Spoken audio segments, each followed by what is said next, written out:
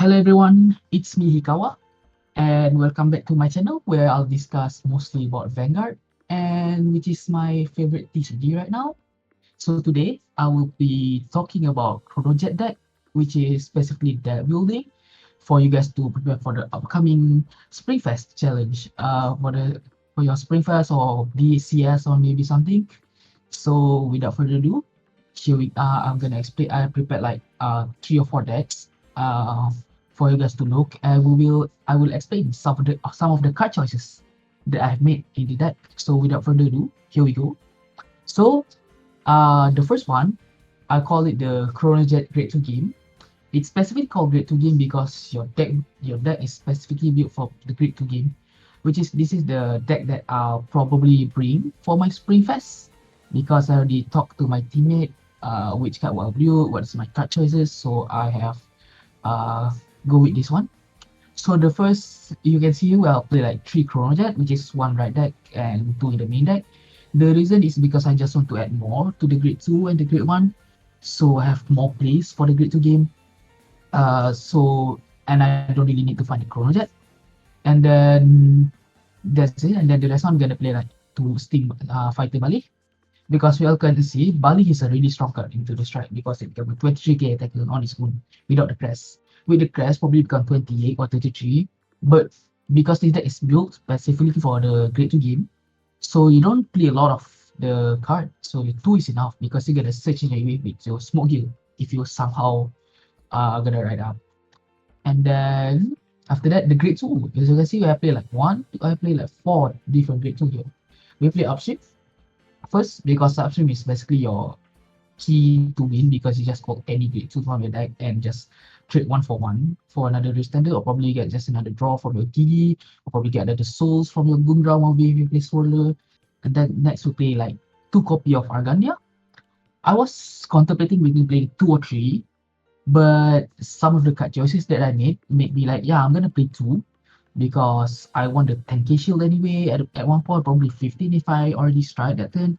Because having a grade 2 that basically a 10k attacker and having like a minimum of 10 or maybe 15k shield is really, really strong in this format because of the low shield value. And having a lot of more grade 2 make you play grade 2 game better. And then the next choice is this Amazement Magician, because Amazement Magician is a grade 2 common, which is you can get it from your BT5 pack if you still save some of it. Uh, you can either choose between playing this or the Crimson Expeller, the Barrow Madness card. The only difference is this card basically you can attack anything. So you can probably like, if you doesn't have anything, you can just swing side to retire some.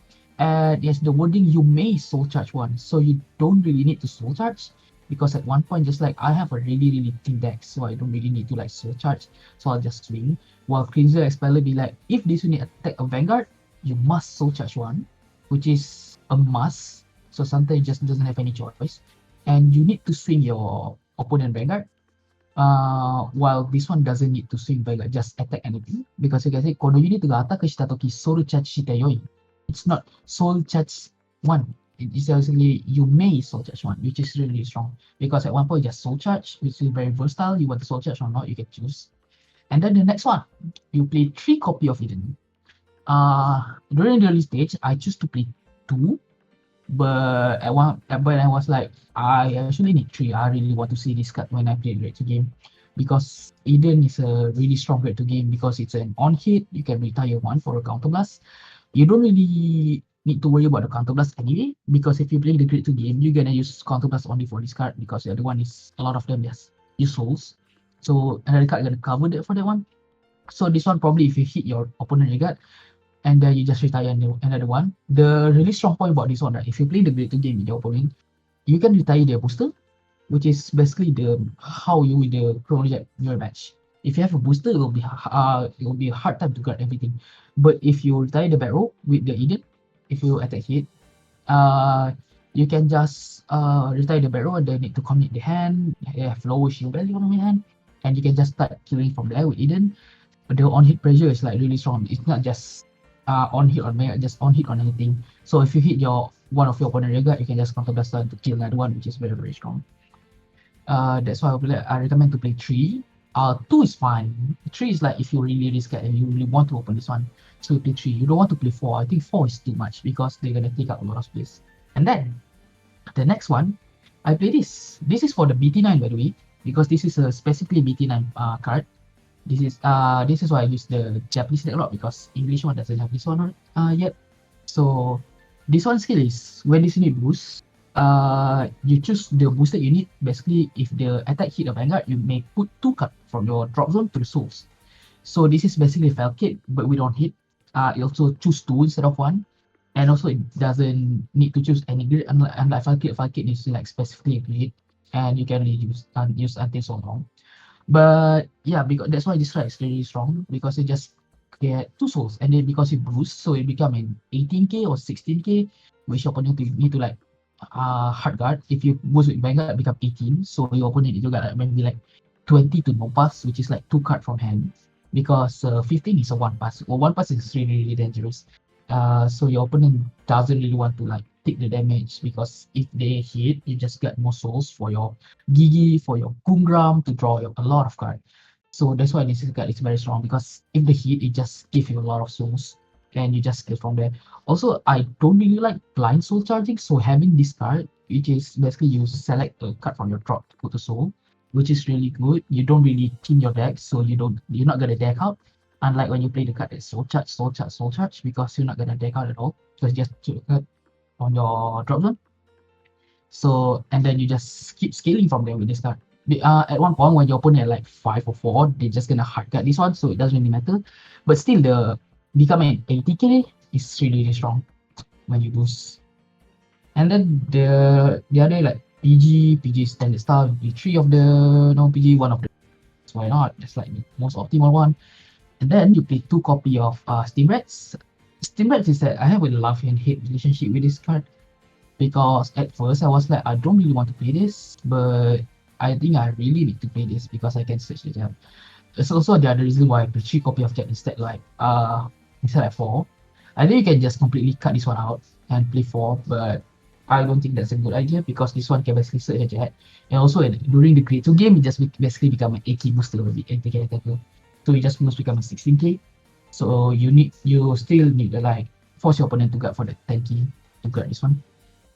Because sometimes it just doesn't have the great to boost, so just call this at the front row so you get another extra attacker. And then the 3 copy of Gigi. You play 4. I used to play 4, but then if you look at the situation, right, this is a on play soul charge one, soul blast 2, soul blast 2 and then draw 1. Pretty strong for the grade 2 game, really strong. But at one point, just being a dead card in your field, it just after that it doesn't do nothing. Your opponent can just swing. Compared to you playing Kungram, because like I said, right, you have like the Sargon to give you like 2 souls if it hit. At one point, probably you're gonna hit the Amazement Magician, so you can just soul charge another one. So the next turn, you can already prepare for your Kungram for the Soul Blast 3, because sometimes it just doesn't draw into this card, while this card is like always active on the field because it's a once button Soul Blast 3, so it actively always has this card. So even if you don't draw the Gigi, you can still use this to Soul Blast 3, draw 1. The cost is like a bit heavy for Soul Blast 3, but because of Sargon and Amazement, the cost become lighter a bit because they just cover for the cost, And then the rest is like Trigger. Trigger, I prefer like playing 8 crits after talking to Charlie. Shout out to Kadwi. I think playing 8 crit is like the best choice because if you playing the crit 2 game, the draw doesn't really do anything. You play 3 front because you can. I sometimes thinking to play 4, play like 4-7 because a front basically, if you think about it, it's a 30k value compared to like normal trigger. Normal trigger like 10k, right? If you hit front, you choose all of your front row plus 10k, so that's why you see like 30k words of trigger. So it's like harder to guard if you hit the front. That's why front is really good. Also, if like right up, you become a 20k shield, which is better. So you can just become a 20k shield, like normal one. Yeah, and then G-Zone and G-Zone stuff, and then that's it. This is the first Chronojet deck look for this one. And next we go into the second one. This is the Grade 2 game one, and then next I'll be showing you. This is for the Falcate plus Term Fracture. The thing is, this is like probably for the BT8 card. You don't really play the BT9. Basically everything is the same for this one, except instead of the Basement Magician, which is a blind soul charge one. You have Tomb Fracture, which is basically when you see the attack hit, you can draw one and choose a card from your hand to put the souls, which is an okay, also another on hit pressure aside from Eden, so you have more on hit pressure for your turn. Um, Also, this one draw another card, so you can just fix your hand. Sometimes you just don't need this soul charge a trigger. You don't want to, so you just probably draw into a trigger, and you just put another like low value shield or something card that you don't really want to use and put into souls. So you still get another souls for this one, but yeah, it's on hit, right? So it's basically Sargon, but uh, from that and just can just draw and just put anything on your hand. I think it's a fine choice if you don't really like Sargon because of the on hit for the great one, or maybe you don't really like the blind soldier from the amazement. Yeah, probably this card is for you. And then the next one is the other one that's different from this one is Falkit, because sometimes you don't some people that doesn't really like the Sargon on hit, right? So you wonder, oh, I just want consistent having souls. So this is probably the best choice for you, because every turn soul, just put a card from your souls. From your drop zone to the souls. So you just keep getting soul, but it's like one card per turn, unless you have like multiple copy of this on the board, which is okay. It's an okay-ish. But at one point, just gonna hit like, yeah, you cannot put anything to the souls again because you have like grade 2 or grade 1. Because probably you don't have a grade 3, because this is a fall of grade 1, 0, 1, 2. But you don't really care anyway, because you're gonna soul blast it anyway, and then you just doesn't have all the grade in the souls, and then just keep repeating the same thing again. This is for the like, oh, I don't really like to play the what is it? I don't want to play the on hit Sargon. Yeah, so you just fuck it for this one. And then the rest is like fine. My preference is like playing 8 crit right now, probably changing to 7 to 4. So this is like the only difference, just the Term Fracture and the Falkit. I'll simply say this is Term Fracture and Falkit. And then the third deck list is the Soul Charge. I call it Soul Charge galore. Because it's probably the people that actually want to play Brainwash in their deck. So this is the deck. You can play like your Brainwash stuff, you can just Soul Charge one. The thing about I don't really like this build actually, because basically because Swirler. Yeah, Swirler is a good card. Basically it's an on play Soul Charge one, and you get +5, but only if you create your later.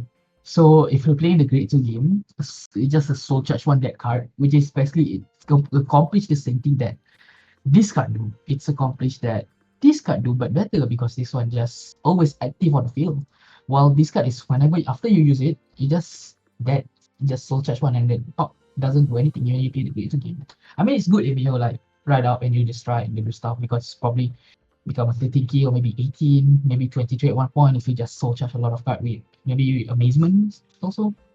Yeah, but 30, 18, I mean, it's fine if you really want to play this card. Also, you play amazement for the Soul Charge thingy, so you can get another power, I guess, for the extra power for Swirler if you stride up. And you probably play the Falkit. I mean, this card can be anything. The thing about it, just Soul Charge a lot, and you play like 3 copy of this too. So yeah, you just Soul Charge and then you just use this for the engine to draw. That's like the only thing.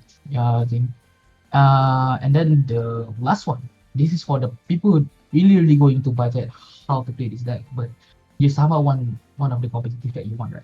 So this is it. So the changes here, you play like 3 copy of Amazement Magician. You don't need to worry about Amazement. Like I said, it's a common card, so probably it's like easier to find anywhere. There's no way this price gonna go up. Probably like something cent, I don't know. It's cost like 1 ringgit here, probably, or maybe free because it's just a C, right? Because some card is like, yeah, take it. I don't. So this is probably a must include card on whatever card you play, because it's basically free on attack, so just one if you want to. And then you play Lean, because this is from the Drudgeable Trial deck, if I'm not wrong. Because basically you can just look at the top 2, you choose a card, you say basically selective, which is what I really like a lot. I really like a lot of selective. I don't really like blind. The only blind I think is like amazement, because sometimes you need the amazement for the drum, like I said before. So this one is like, it's on place, you choose a card from your this, and then you put soul and the rest to the bottom there. I mean, it's fine. It's a really okay choice if you like going into budget. You can't really afford the Gungram, because we saw the Gungram price rose a lot, right? If you have it, you can probably play Gungram. You can cut this to 3 and probably this to 3, and probably cut this one to 3. The Aganya, because Aganya at one point unless it's a 10k shield. I put it in because you can just soul charge a lot, right, with this amazement, and also the lean.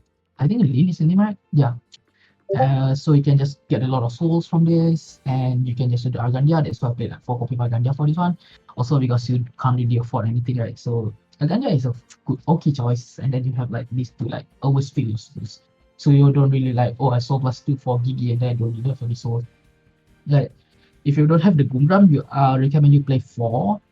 If you have Gundram, I really strongly suggest you play 3-3 because they basically do the same thing anyway. So it's like they have like 6 copy of the card that do the same thing basically. But if you don't have Gungram, or if you have 2, I think if you have 2 it's fine. You just pay 2 and then you just pay 4 copy of this. It's the same. You pay like 6 copy of the same card, which is like they accomplish the same thing, right? So that's the only thing that you need to focus on. So that's it. That's the 4 deck build I have showed to you. The difference is that all the card choice usually between the grade 1, not really the grade 2. Usually the grade 1, because the grade 1 is actually impactful. It's something like Lin, if Sargon, or maybe Swallow or Falkit. Yeah. So that's it. So I wish you guys good luck on your playtest, and also for your upcoming Spring Fest. I hope you do your best, and I hope all of your hard work pay off. So I'll see you guys again after this if I have another time to make another video. Bye.